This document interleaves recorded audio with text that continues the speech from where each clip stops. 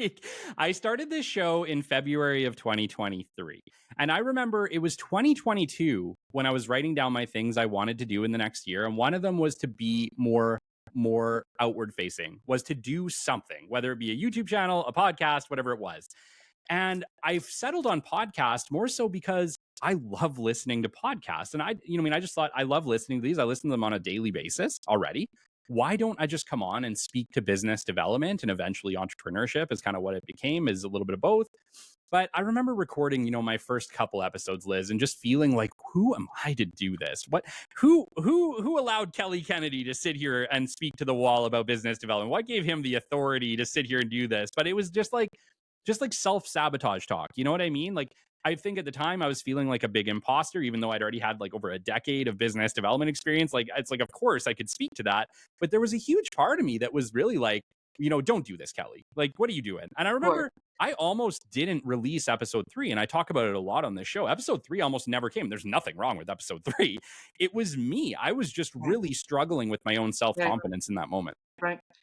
No, Kelly, listen, you saying that, you doing that and getting through that, that's 3 episodes a week, man. Is that what you do? We do 2 a week, but yeah, it works out to be on average about 9 a month. Wow. Yeah. That is a lot. Good for you. It's stepping through that over and over and over again is absolutely what grows your muscles and makes you stronger. You know that. Just stepping through that. Who am I to do this? But who am I not to?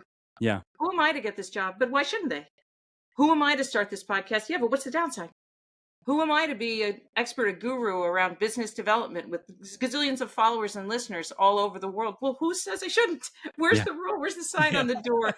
Becoming a thought leader around business development forbidden. There's no sign posted. Like, I'm allowed to step out. And if I feel called to do it and I have the energy to put into it, all you can do is approve, disapprove, and live a good life without Kelly in it.